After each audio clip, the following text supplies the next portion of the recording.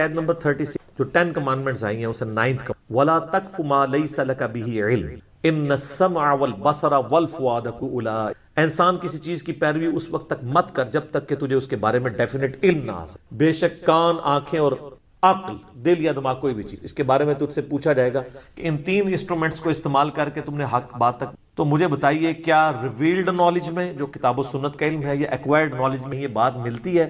یہ والی کہانی کے روحیں واپس آ جاتی ہیں. یہ تو ہندوؤں سے مستعار لیا گیا کہ ان کے ہاں یہ آتما کا ایک کانسیپٹ ہے کہ جو بری آتما ہے وہ بھٹکتی رہتی ہے اور اچھی آتما جو ہے وہ پیس کے اندر چلی جاتی ہے. وہ تو جناب وہ تو یہ کہتے ہیں زلزلہ بھی آتا ہے، گائے نے ایک سینگ کے اوپر اٹھایا ہوا ہے کیا نام ہے زمین کو، اور جب تھک جاتی دوسرے پہ. تو یہ ساری توہمات ہیں.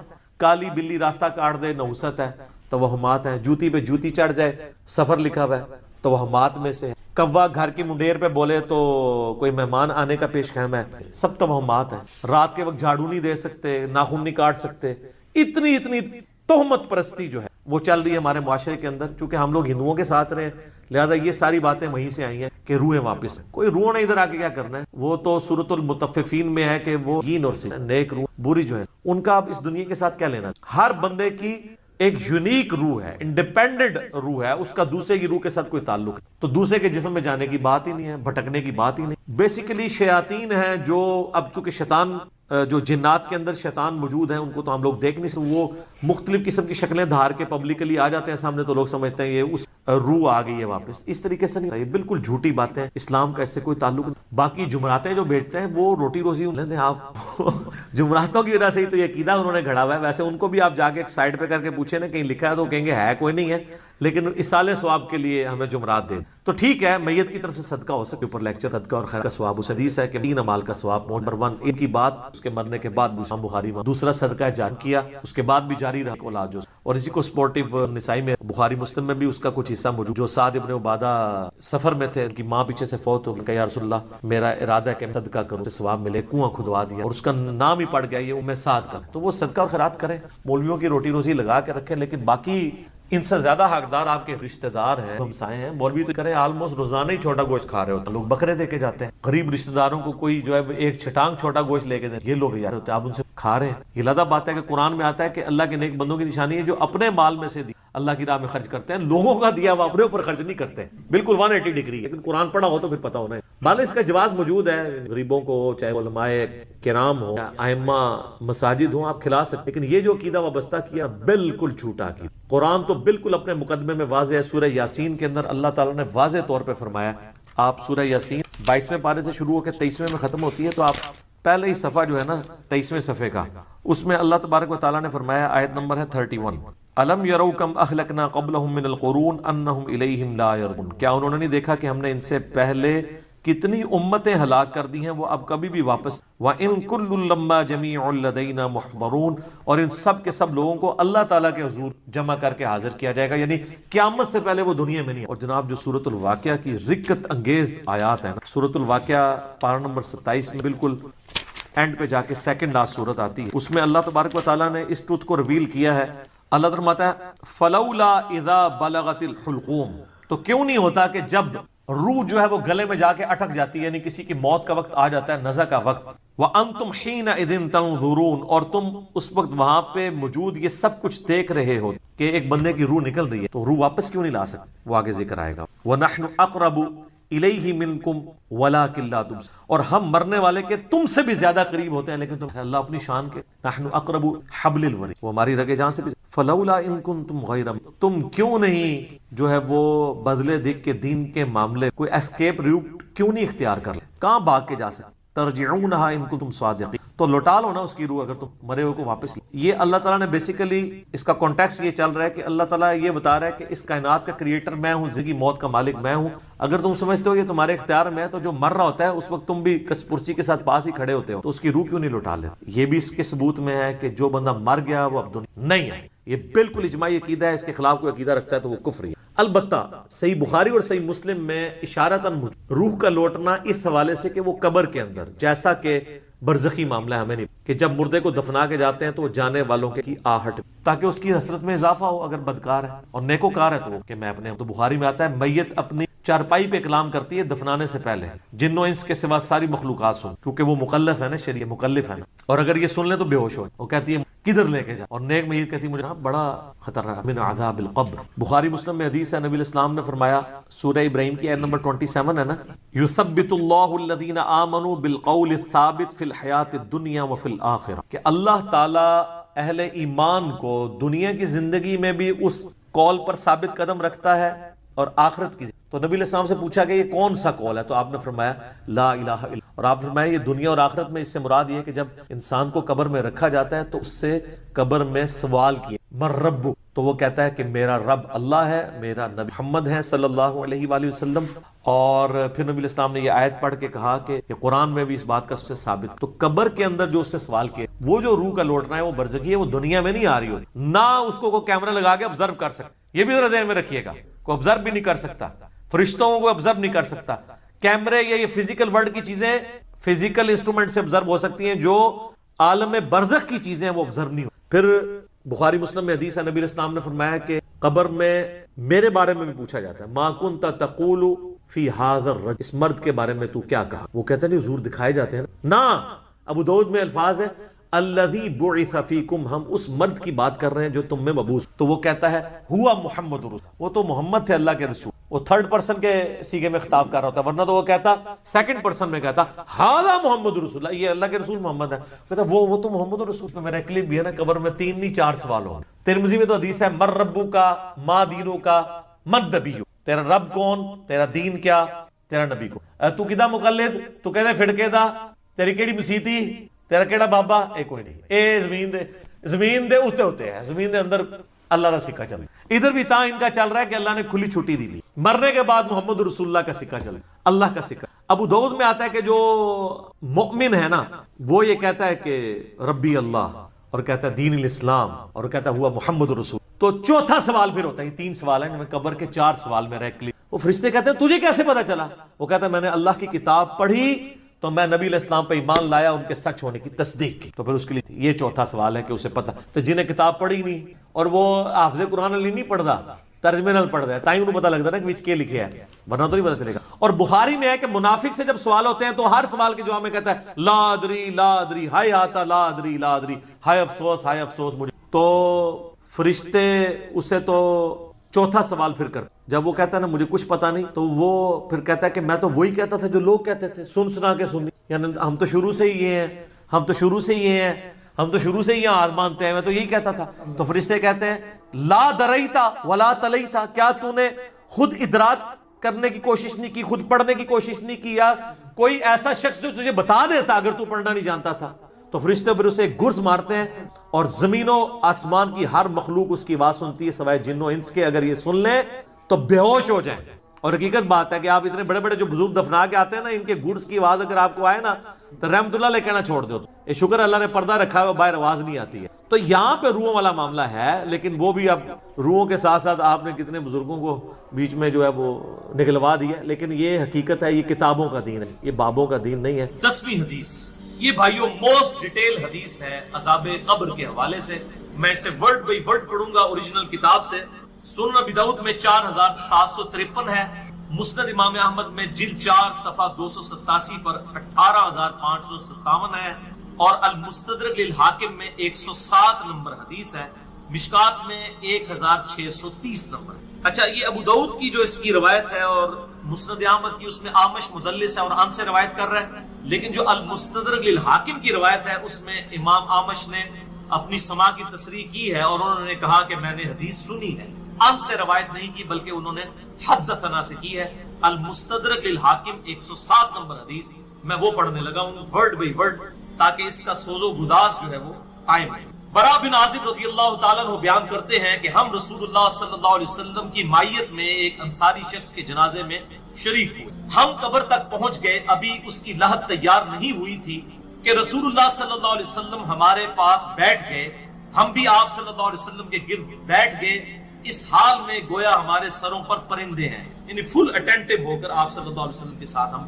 آپ کے مبارک ہاتھوں میں ایک لکڑی تھی جس سے آپ زمین کو رید رہے، آپ صلی اللہ علیہ وسلم نے سر مبارک اوپر اٹھایا اور فرمایا عذاب قبر سے اللہ کی پناہ طلب کیا کرو، آپ نے 3 بار یہ بات ارشاد فرمائی.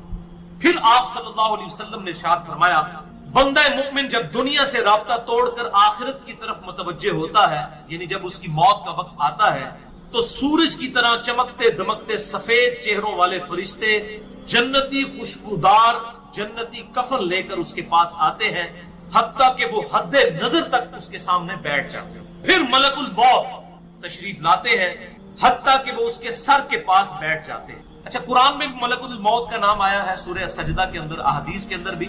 البتہ تورات میں اس کا نام اسرائیل بھی آیا ہے، اور ہمارے اہل سنت کے جو اولین مفسرین ہیں، امام طبری رحمہ اللہ المتوفی 310 ہجری، انہوں نے بھی یہ ورڈ استعمال کیا ہے. لہٰذا موت کے فرشتے کو اسرائیل کہنا بھی جائز ہے ہمارے سلف کے، کیونکہ آج کل بعض لوگ کہتے ہیں اسرائیل نہیں، ملک الموت ہی کہنا چاہیے. اسرائیل کا لفظ بھی ثابت ہے. پھر ملک الموت تشریف لاتے ہیں حتیٰ کہ وہ اس کے سر کے پاس بیٹھ کر کہتے ہیں پاکیزہ روح اللہ کی مغفرت اور اس کی رضامندی کی طرف چل. وہ روح ایسے نکلتی ہے جیسے مشکیزے سے پانی کا قطرہ، بالکل غیر محسوس طریقے سے اس کی روح نکال لی جائے. اور جب ملک الموت اس کی روح نکالتے ہیں تو باقی فرشتے اسے آنکھ جھپکنے کے برابر بھی ملک الموت کے پاس نہیں رہنے دیتے، بلکہ اسے فوراً اس کے کفن اور اس خوشبو میں لپیٹ دیتے ہیں جو جنت سے لائی ہوئی. پھر اس کی روح کو لے کر بلند ہوتے ہیں، اور فرشتوں کی جس جماعت کے پاس سے وہ گزرتے ہیں تو فرشتے پوچھتے ہیں کہ یہ کیسی خوشبو ہے، تو وہ اس کے دنیا کے ناموں میں سے بہترین نام لے کر بتاتے ہیں کہ یہ فلاں بن فلاں کی روح ہے، حتیٰ کہ وہ اسے آسمان دنیا تک لے پہنچتے ہیں اور اس کے لیے دروازے کھولنے کی اجازت طلب کرتے ہیں. تو جنت کے جو آسمانوں کے دروازے ہیں اس کے لیے کھول دیے جاتے ہیں. پھر ہر آسمان کے مقرب فرشتے اگلے آسمان تک اسے پروٹوکول دیتے ہوئے اس روح کے ساتھ جاتے ہیں، حتیٰ کہ اسے 7ویں آسمان تک پہنچا دیا جاتا ہے. تو اللہ تعالیٰ فرماتا ہے میرے بندے کا نامہ اعمال علیین میں لکھ دو، جو سورۃ المطففین میں آیا ہے. علیین اور سجین یہ 2 مقامات، ایمان والوں کی روحیں جو ہیں علیین میں ان کا نامہ اعمال لکھا جاتا ہے، اور جو منافقین ہیں مجرم ہیں سجین میں لکھا. سورۃ المطففین سورت نمبر 83 ہے، پارہ نمبر 30 کے. اور اسے واپس دنیا کی طرف لے جاؤ کیونکہ میں نے انہیں اسی دنیا سے پیدا کیا اور اسی میں انہیں لوٹاؤں گا اور پھر دوبارہ اسی سے نکالوں گا. پھر اس کی روح اس کے جسم کی طرف لوٹا دی جاتی. لیکن یہ لوٹنا دنیا کا سا لوٹنا نہیں ہوگا، یعنی وہ لوٹنے کے بعد یہ نہیں ہے کہ ایک مردہ قبر میں وہ بیٹھ جائے گا ہمیں نظر آئے گا. یہ سب کچھ برزخی معاملات ہوں گے جو میں نے پچھلی دفعہ ڈسکس کیے تھے سورہ فاطر کی آیت نمبر 42 کے تحت، کہ نیند کی حالت میں بھی انسان کی روح قبض ہوتی ہے، لیکن اس کو چٹکی کاٹے تو وہ جاگ اٹھتا ہے. روح کا تعلق بھی رہتا ہے اس حالت میں بالکل اس طریقے سے. یہ ایک ڈیفرنٹ لائف ہے برزخی. پھر 2 فرشتے اس کے پاس آتے ہیں، یعنی اس کی قبر میں، اسے بٹھا کر پوچھتے ہیں. اب یہ وہ 4 سوال یہاں پر آ رہے ہیں اس ڈیٹیل میں. پہلا سوال کرتے ہیں تیرا رب کون؟ من رب؟ وہ کہتا ہے ربی اللہ، میرا رب اللہ ہے. دوسرا سوال پوچھتے ہیں تیرا دین کیا ہے؟ ما دینو کا، تیرا دین کیا؟ تو وہ کہتا ہے میرا دین اسلام ہے. پھر پوچھتے ہیں کہ وہ آدمی جو تم میں مبعوث کیے گئے وہ کون ہے؟ اب یہاں پر وہ ڈیٹیل آئی. الذی بعث فیکم، وہ شخص جو تم میں مبعوث کیا گیا تھا وہ کون تھا؟ تو یہ جو کہتے ہیں نا قبر میں آپ صلی اللہ علیہ وسلم آ جاتے ہیں، تو کہ کسی حدیث میں بھی اس میں ڈیٹیل آ گئی کہ اس سے پوچھا جاتا ہے جو شخص تم میں پیغمبر بنا کر بھیجا گیا وہ کون تھا؟ تو وہ کہتا ہے ہوا محمد رسول اللہ، وہ اللہ کے رسول محمد صلی اللہ علیہ وسلم. مسئلہ حاضر و ناظر میرا ریکارڈ ہے، مسئلہ نمبر 7، جس میں میں نے یہ تمام شبہات کلیئر کیے. یہ 3 سوالوں کے بعد اچھا جامعہ ترمذی میں ایک حدیث ہے 3120، اس میں الفاظ ہیں کہ وہ پوچھتے ہیں من نبیو کا، تیرا نبی کون ہے؟ اس میں تو آیا نا کہ اس شخص کے بارے میں تیرا کیا عقیدہ ہے، اس میں من نبیو کا الفاظ ہے. جامعہ ترمذی 3100. اچھا اللہ کا شکر ہے کہ یہ نہیں پوچھتے تیرا فرقہ کون سا ہے، تو کس امام کی تقلید کرتا تھا، کیڑی مسیدی تو نماز پڑھتا سا ہے. دیکھ لو کوئی چیز نہیں. تیرا رب کون ہے، تیرا دین اور نبی صلی اللہ علیہ وسلم. دنیا میں بھی ہم یہی کہتے ہیں اللہ رسول قرآن، یہی بات. تو قبر کے اندر جا کر بھی یہی سوال. اب وہ جب 3 سوالوں کے جواب دیتا ہے تو فرشتے 4تھا سوال اس سے پوچھتے ہیں، جو میں نے قبر کا 4تھا سوال، مسئلہ نمبر 78. تمہیں کیسے پتا چلا ان 3 سوالوں کے جواب تمہیں کیسے آئے؟ وہ کہتا ہے میں نے اللہ کی کتاب پڑھی تھی، میں اس کتاب پر ایمان لایا اور میں نے اس کے حق ہونے کی. اللہ کی کتاب پڑھی ہوگی تو تصدیق کرے گا نا. اگر سنا کے سننی ہوگا تو کیا تصدیق کرے؟ ہاں پڑھا کے سننی ہوگا تو تصدیق. پھر آسمان سے آواز آتی ہے میرے بندے نے سچ کہا، اس کے لیے جنتی بچھونا بچھا دو، اسے جنتی لباس پہنا دو اور اس کے لیے جنت کی طرف دروازہ کھول دو. قبر کے اندر ہی جنت کی طرف دروازہ کھول. یعنی آپ سمجھ لیں جس طرح یہ اب ٹچ سکرین موبائل رکھ کے اور جناب لیپ ٹاپ رکھ کے سامنے لوگ بیٹھے ہوتے ہیں نا، تو ایک دوسری دنیا میں چلے جاتے ہیں. تو جنت کا فزیکلی دروازہ کھول دیا جائے گا, اس کو جنت کی ہوائیں بھی, خوشبو بھی آئے گی اور انتظار وہ کرے گا. وہاں اسے ہوا کے جھونکے اور خوشبو بھی آتی ہوگی اور حد نظر تک اس کی قبر کو کشادہ کر دیا جائے گا. خوبصورت چہرے, خوبصورت لباس اور بہترین خوشبو والا ایک شخص اس کے پاس قبر میں آئے گا اور کہے گا اس چیز سے خوش ہو جا جو چیز تجھے خوش کر دے. یہ وہ دن ہے جس کا تجھ سے وعدہ کیا جاتا تھا. وہ شخص پوچھے گا کہ اے شخص تو کون ہے, تیرا چہرہ بھلائی لانے والا چہرہ ہے. وہ جواب دے گا میں تیرا عمل صالح ہوں, یعنی نیک اعمال ایک خوبصورت انسان کی شکل میں اس پر میں آئے. تو پھر وہ شخص کہے گا اے اللہ, اے میرے رب, جلدی کر, فوراً قیامت قائم فرما دے حتیٰ کہ میں اپنے اہل و عیال کی طرف چلا جاؤں. یعنی مومن کہے گا اللہ جلدی جلدی قیامت آئے, مجھے تو اینڈ رزلٹ نظر آ رہا ہے, مجھ سے انتظار نہیں ہوتا, فوراً قیامت آ جائے. ابھی سائملٹینیس کنٹراسٹ آنے والا. جب کافر اور مجرم شخص دنیا سے جاتا ہے, آپ صلی اللہ علیہ وسلم نے فرمایا سیاہ چہروں والے فرشتے بالوں سے بنا ہوا ایک کمبل لے کر آسمان سے نازل ہوتے ہیں اور حد نظر فاصلے تک اس کے سامنے بیٹھ جاتے ہیں. پھر ملک الموت, موت کا فرشتہ آتا ہے حتیٰ کہ اس کے سر کے پاس بیٹھ جاتا ہے اور کہتا ہے خبیث روح, اللہ کی ناراضگی کی طرف چل.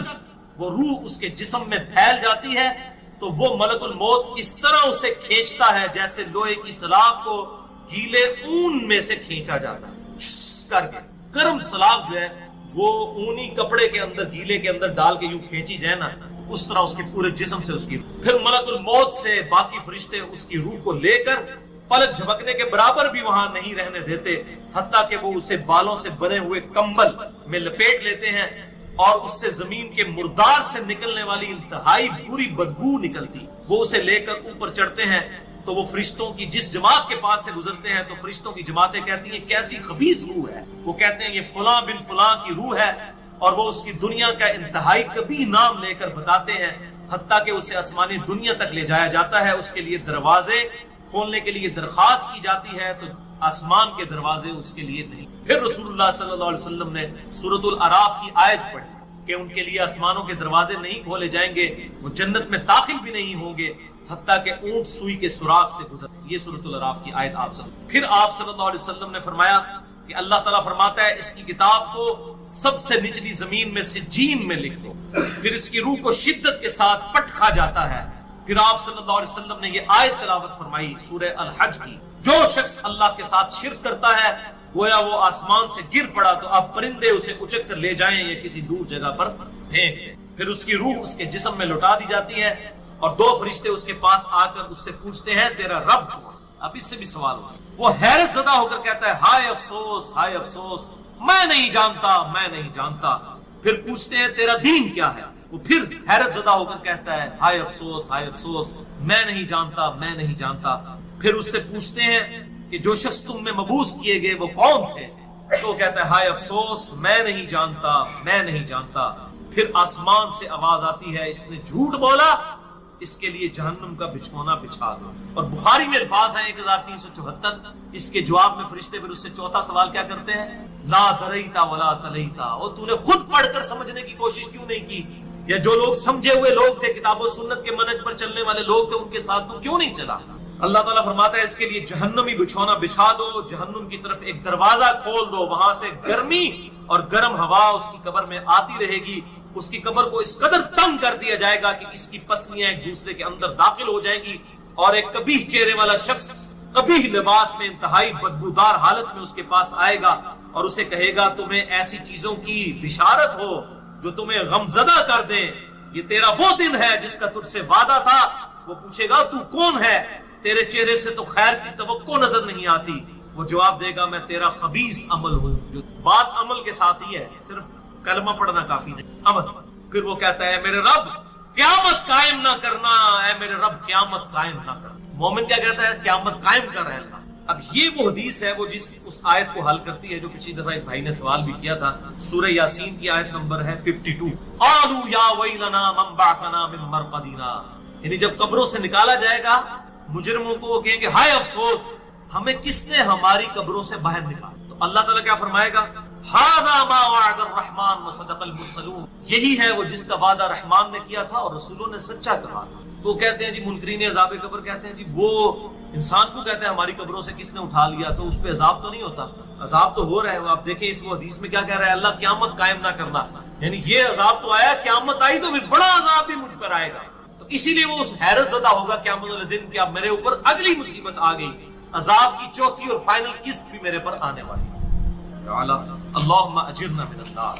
11ویں حدیث سنن نسائی میں 1834, مشکات میں 1629. ابو ہریرہ رضی اللہ تعالیٰ عنہ کہتے ہیں آپ صلی اللہ علیہ وسلم نے فرمایا, جب مؤمن شخص کی موت کا وقت آتا ہے تو رحمت کے فرشتے سفید ریشم لے کر آتے ہیں اور کہتے ہیں راضی ہونے والی پسندیدہ روح نکل, اللہ کی راحت اور رزق کی طرف چل, رب تجھ پر ناراض نہیں.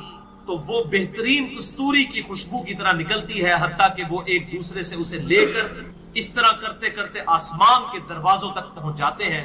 تو وہ کہتے ہیں زمین سے یہ کیسی پاکیزہ خوشبو تمہارے پاس آئی ہے. وہ اسے مومنوں کی روح کے پاس لے جاتے ہیں, یعنی نیک آدمی کی روح کو, جو پہلے مومن مر چکے ہیں ان کی روحوں کے پاس. تو انہیں اس کے آنے پر اس سے بھی زیادہ خوشی ہوتی ہے, یعنی مومن انتظار کر رہے ہوتے ہیں, ویلکم کرتے ہیں, جیسا کہ تم میں سے کسی کو اپنے بچھڑے ہوئے شخص کے ملنے پر خوشی ہوتی ہے. تو وہ آلریڈی جو مردہ روحیں وہاں پر پہنچی ہوتی ہیں, جو مر چکے شخص ہوتے ہیں ان کی روحیں, وہ نئی آنے والی روح سے پوچھتے ہیں فلاں کا کیا حال ہے, فلاں کا کیا حال ہے. پھر وہ کہتے ہیں اسے چھوڑ دو کیونکہ یہ ابھی ابھی دنیا کے غم میں مبتلا ہو کر یہاں پر آیا ہے. تو مرنے والا شخص کہتا ہے کہ تم جس شخص کے بارے میں مجھ سے پوچھ رہے ہو وہ تو فوت ہو چکا ہے, کیا تمہارے پاس نہیں آیا؟ وہ کہتے ہیں اسے تو اس کے ٹھکانے ہاویہ یعنی جہنم میں پہنچا دیا گیا ہے. اور جب کافر شخص کی موت کا وقت آتا ہے تو عذاب کے فرشتے بالوں کا لباس لے کر اس کے پاس آتے ہیں اور اسے کہتے ہیں ناراض ہونے والی ناپسندیدہ روح نکل, اللہ کے عذاب کی طرف چل. وہ مردار کی انتہائی بدبو کی صورت میں نکلتی ہے حتیٰ کہ وہ اسے زمین کے دروازے کے پاس لے آتے ہیں. تو وہ کہتے ہیں یہ کتنی بدبودار ہے, حتیٰ کہ اسے کافروں کی روح کے پاس ملا دیا. اب دیکھیں کہ وہ مومن پوچھ رہے ہوتے ہیں, اب میں اس کو ٹرانسلیٹ کر رہا ہوں, برا نہیں منانا. وہ مومن کہتے ہیں کہ فلاں شخص کا کیا حال ہے, فلاں بزرگ, فلاں مولوی صاحب, فلاں حضرت صاحب کدھر ہے. وہ کہتے ہیں وہ تو جناب کدوں دا مار بیٹھے تو آڑے کول نہیں پہنچے, اور پھر فرشتے جناب ایتھے نہیں آئے جو دوزخ کی تھے, دیکھ لیں. یعنی وہ اسی لیے پوچھ رہے ہوتے ہیں کہ تو چل ہم تک پہنچ گیا, فلاں بھی ایک دنیا میں بڑا کوئی مشہور نیک آدمی تھا, وہ کدھر گیا؟ تبھی تو وہ ایکسپیکٹ کر رہے ہوتے ہیں نا اس کو کہ اس کو بھی یہاں پہ آنا چاہیے. تو ان کو بتایا جاتا ہے کہ بھئی وہ یہاں پر نہیں, وہ کہیں اور. 12ویں حدیث جامع ترمذی میں 1071 نمبر اور مشکات میں 130 نمبر ہے. سیدنا ابو ہریرہ کہتے ہیں نبی صلی اللہ علیہ وسلم نے فرمایا جب میت کو دفن کیا جاتا ہے تو 2 سیاہ فام نیلی آنکھوں والے فرشتے اس کے پاس آتے ہیں, ان میں سے ایک کو منکر اور دوسرے کو نکیر کہا جاتا ہے. سیاہ فام نیلی آنکھوں والے خطرناک شکل کے فرشتے منکر اور نکیر. بس وہ کہتے ہیں تم اس شخص کے بارے میں کیا کہا کرتے تھے, یعنی نبی صلی اللہ علیہ وسلم کے بارے میں سوال ہوتا ہے. تو وہ کہتا ہے وہ اللہ کے بندے